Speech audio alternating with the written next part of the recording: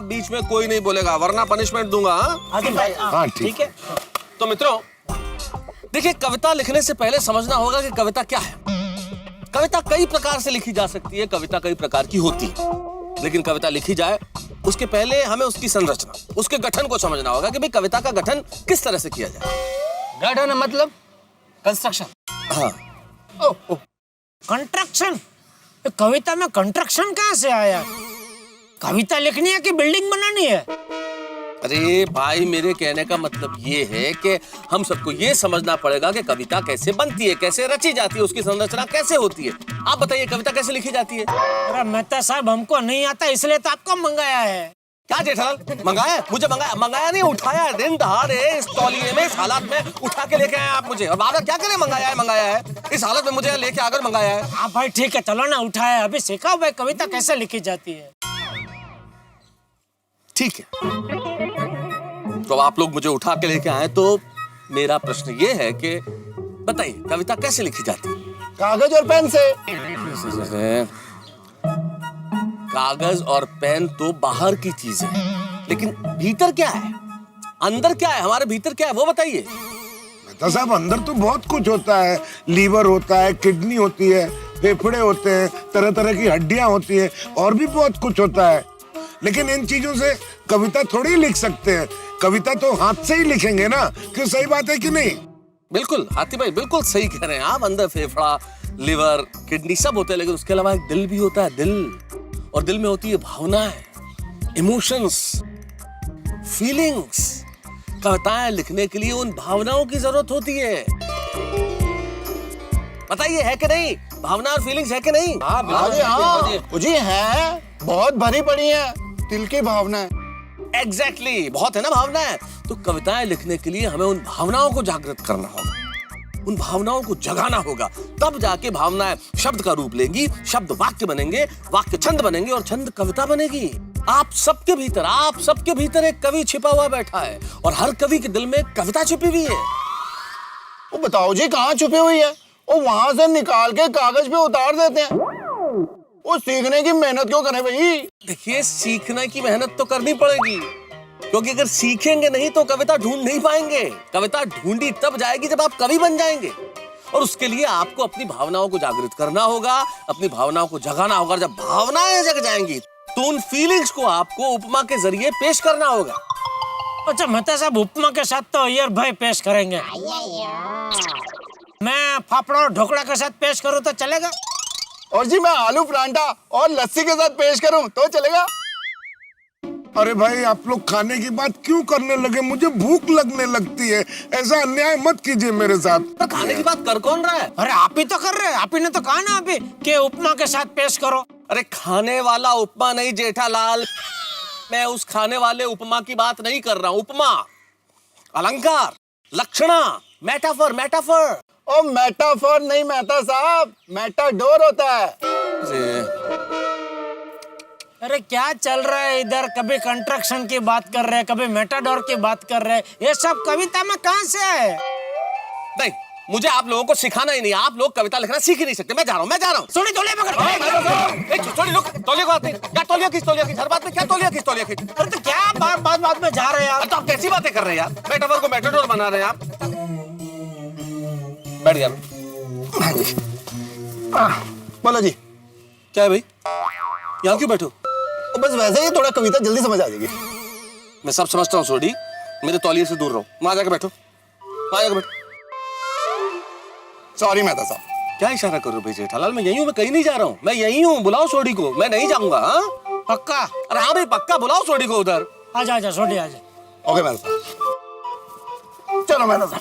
तो मैं कह रहा था कि कविता में जो तौलिया है भाई, तौलिया नहीं, काफिया। शायरी में जो काफिया होता है इसका बड़ा महत्व होता है। मेहता साहब, लेकिन अभी कविता की बात हो रही है ना। अरे भाई, उर्दू में कहो तो शायरी, हिंदी में कहो तो कविता, कविता में कहो तो तुकबंदी, उर्दू में कहो तो काफिया। ओ ठीक है, तुम्ही भड़कू नका। सांगा सॉरी। जी। तो दोस्तों, भावना है, फीलिंग्स। जैसा मैंने कहा कि हर व्यक्ति के भीतर एक कवि छिपा हुआ है, आपको उसे जगाने की आवश्यकता है। जब भावनाएं जग जाए तो उन भावनाओं को ऐसे उदाहरणों में आप प्रस्तुत करो, ऐसी उपमाएं दो कि सामने वाले को लगे कि ये तो इससे बेहतर कुछ हो ही नहीं सकता। और जब वो उपमाएं आप शब्दों में ढालेंगे तो वो कविता बन जाएगी और फिर प्रभाव छोड़ेगी। जैसे कि किसी की होठ खूबसूरत हो तो आप ये कहें कि फूलों की पंखुड़ी से खूबसूरत होठ, जुल्फें तो काली खटासी जुल्फें, चाल तो हिरणी जैसी चाल, या फिर किसी की चाल गजगामिनी मदमस्त हाथी जैसे चलता है वैसी चाल, या थाली के अंदर जैसे मूंग गिरा करते हैं वैसी चाल, या फिर नदी की गहराई लिए हुए आंखें, या फिर समंदर की गहराई लिया हुआ हृदय, दिल, मन, या फिर बादलों के बीच में चमकता हुआ चमचमाता चांद सा चेहरा, अजंता की मूरत जैसे नाक नक्श, कोयल जैसी मीठी बोली, कस्तूरी जैसी पागल कर देने वाली खुशबू, मदमस्त अंदाज, हवा की तरह लहराता हुआ दुपट्टा, झरनों की कलकल जैसा स्वर, बलखाती इठलाती नदियां जैसी रवानी।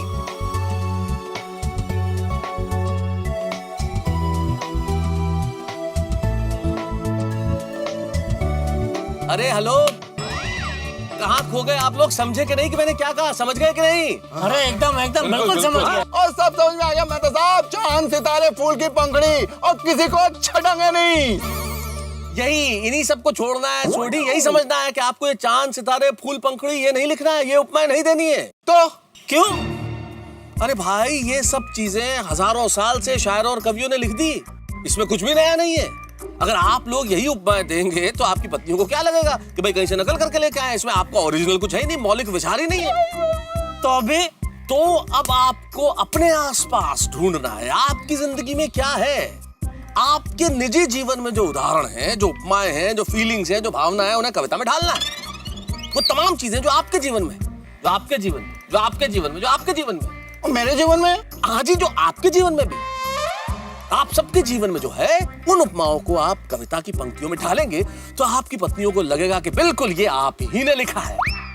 उन उपमाओं को आप कविता में ढालिए तो आपके निजी जीवन के ये उदाहरण जो आपके आसपास हैं, जो आपकी अपनी भावना है, ओरिजिनल, मौलिक, ये जब आप कविता में ढालेंगे तो आपकी पत्नियां कहेंगे भाई वाह, हमारे पति हमसे बहुत प्यार करते हैं कि क्या शानदार कविता रची हमारे लिए। वाह वाह वाह मेहता साहब, वाह क्या बात है, जबरदस्त जबरदस्त, मजा आ गया, मजा आ गया।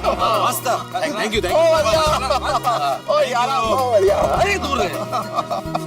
अब देखिए कैसे कविता लिखते हैं हम। हम लोग सब समझ गए, क्या बात है। फोड़ देंगे मेहता साहब, एकदम फोड़ देंगे। हम सब कविता लिखेंगे। जबरदस्त शब्द है, मतलब वो पहले में एकदम वो हो गया।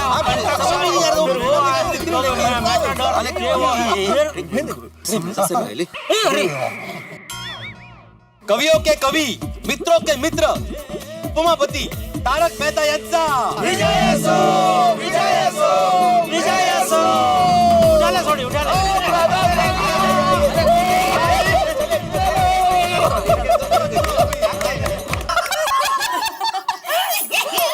अच्छा सुनो, हमारे पति हो रहे हैं परेशान। हमारे पति हो रहे हैं परेशान। जब कविता लिखने के लिए धरेंगे पत्नी का ध्यान, तब जाकर उनको मिलेगा सच्चा ज्ञान। क्या बात है? अभी मैं कहती हूँ, अरे इशरात एक मिनट इरशाद इरशाद दया भाभी। हाँ। और वैसे भी फिलहाल इरशाद बनता है क्योंकि कोई भी शायर या कोई भी कवि अपनी कविता या शेर शुरू करे उसके पहले शेर का स्वागत करने के लिए हम इरशाद कहते हैं। इरशाद हो जाए तो मेरा दिल कहता है हाय हाय। ओहो। मेरा दिल कहता है हाय हाय। हो जाए एक प्याली कड़क कड़क चाय। आप हमारी मेहमान नवाजी से कैसे बच पाएंगे? चाय तो क्या हम नाश्ता भी कराएंगे। क्या बात है रोशन भाभी। इसी बात पे हो जाए और एक शेर ताजा ताजा। मेहमान नवाजी का करते हैं वादा बड़ा। मेहमान नवाजी का करते हैं वादा बड़ा। का रोशन भाभी आपके लिए। तो चलिए हो जाए चटनी के साथ बटाटा वड़ा। आज तो सब पर अलग ही खुमार चढ़ा हुआ है। आज तो सब पर अलग ही खुमार चढ़ा हुआ है। पूरी सोसाइटी पर कविता का बुखार चढ़ा हुआ है। बराबर। मजा आ गया ना? तो अभी मेरी शायरी सुनिए। मौज मस्ती को जरा एक पल बाजू पर रखिए, हमारे पतिदेव के बारे में तो जरा सोचिए। पर मैं सच कह रही हूँ, हमारे पतिदेव के बारे में जरा सोचो। टप्पू के पापा तो कल रात से कविता लिखने में ही लगे हुए हैं बेचारे। दया भाभी, मैं तो ये बात बिल्कुल मानती हूँ। हमारे घर में भी कुछ यही हाल है। हंस पूरी रात बैठ के कविता लिख रहे थे और इस कविता के चक्कर में घर का पूरा नाश्ता खा गए। ये भी कविता लिखते लिखते हॉल में ही सो गए थे। ले सुवात करो। वैसे हम सबके पति को मेहनत करके कविता तो लिखनी ही पड़ेगी, क्योंकि अगर उन्होंने नहीं लिखी ना तो हम सब ये समझ जाएंगे कि वो हमसे प्यार नहीं करते। ओ मो क्या है? हमारे पति सब मेहनत तो कर रहे हैं, पर पता नहीं वो कविता लिख पाएंगे कि नहीं। खरा है। एक मिनट मेरी बात सुनिए।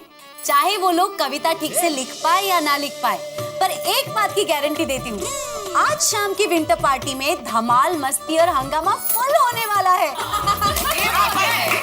एकदम मजा आ जाएगा और वातावरण एकदम रोमांचक हो जाएगा। तो चलिए अब देखते हैं कौन कैसी कविता लिख कर लाता है, कौन पास होता है और कौन फेल होता है, कौन सबकी नजर में हीरो बनता है या कौन जीरो बनता है। तो इसी बात पे एक और शेर अर्ज किया है।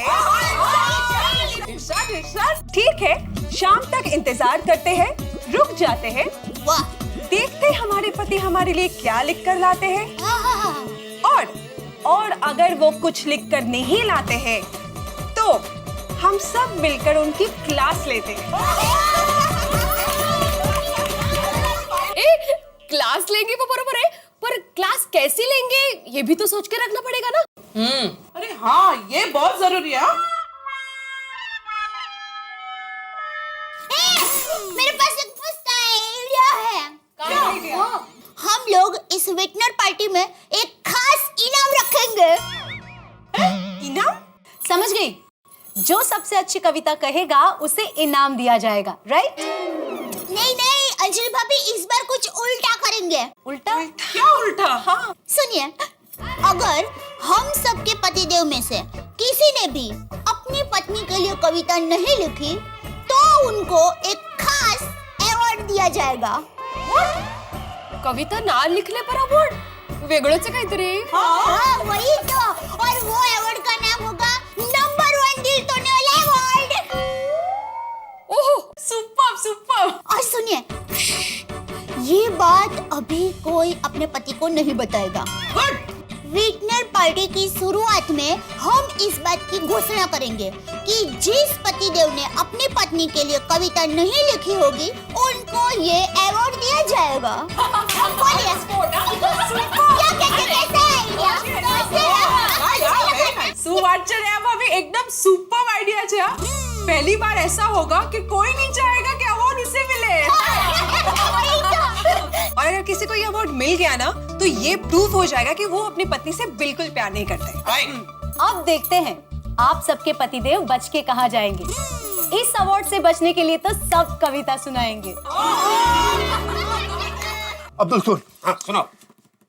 बल्ले बल्ले शावा शावा, ऐ कुड़ी तू है बढ़िया, पर तेरे नखरे बाबा बाबा बाबा। अब मैं लिखूंगा ऐसी कविता, ऐ सब क्या उठेंगे, आहा आहा आहा आहा। ना ना ना ना ना ना, सुडी भाई, गीत नहीं लिखना है, कविता लिखनी है, कविता। निकल किधर छुपी है कविता। वाह वाह वाह वाह वाह टप्पू सेना, क्या बात है भाई, क्या बात है, गजब गजब भाई, मजा आ गया। क्या डेकोरेशन किया आप लोगों ने? पर पोपट अंकल, अभी तुमने शुरुआत की है और डेकोरेशन कहाँ हुआ है? अरे अरे भाई, एडवांस में तारीफ कर रहा हूँ, क्योंकि मुझे यकीन है कि टप्पू सेना जो भी डेकोरेशन करेगी वो बेस्ट ही होगा। Thank you. देखना अब्दुल मियाँ, शाम को लोगों को दुविधा हो जाएगी कि भाई टप्पू सेना के डेकोरेशन की तारीफ करे कि लोगों की कविता की। वाह वाह पोपट भाई वाह।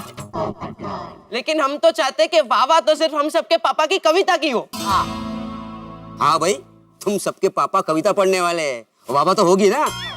और मेरी कविता की कुछ कह नहीं सकते। नहीं मतलब हो सकती है, हो सकती है। अरे पोपट भाई, सिर्फ वाह नहीं होगी, अरे सब लोग ऊट ऊट के ऐसे ऊट ऊट के ताली बजाएंगे। हाँ थैंक यू भाई, थैंक यू। लेकिन मुझे एक बात समझ नहीं आई, हम सबके पापा कविता लिखने के लिए मान कैसे गए? भाई टप्पू, ये जानने के लिए मिलिए हमारी दया भाभी से। अरे पोपट भाई कैसे है? अरे एकदम फर्स्ट क्लास, दुनिया हिलाने के लिए तैयार। दया भाभी, टप्पू को जरा बताइए कि जेठालाल कविता लिखने के लिए मान कैसे गए? हाँ मम्मी। ओह बेटा, मम्मी कहे और पापा ना माने, ऐसा कभी हो सकता है? करेक्ट दया भाभी। Correct correct. हाँ, शादी के बाद पति को पत्नी की हर बात माननी पड़ती है। ऐसा होता है पोपट अंकल? अरे पोपट भाई से क्यों पूछ रहे हो? दुनिया को पता है कि शादी के बाद पति को पत्नी की बात माननी पड़ती है ना? हाँ, ये तो सनातन सत्य है।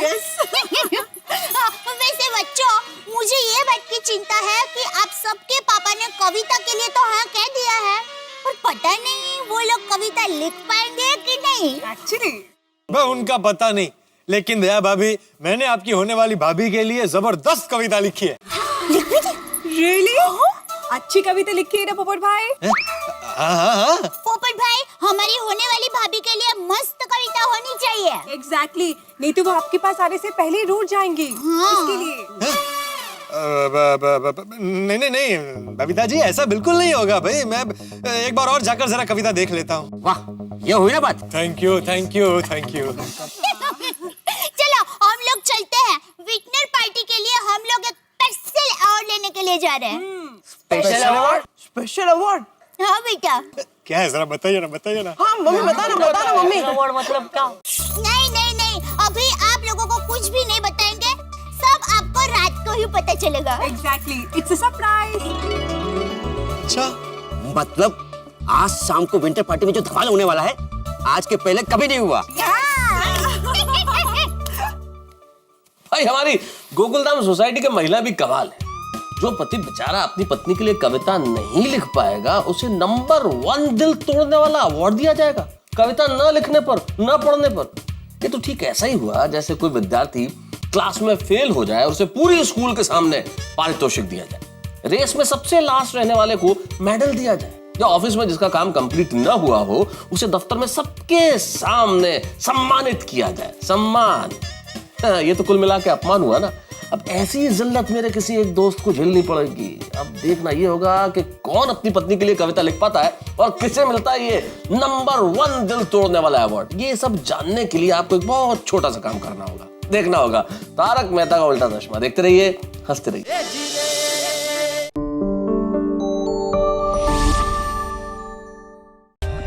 For more updates, subscribe to our channel, click the show links and enjoy watching the videos.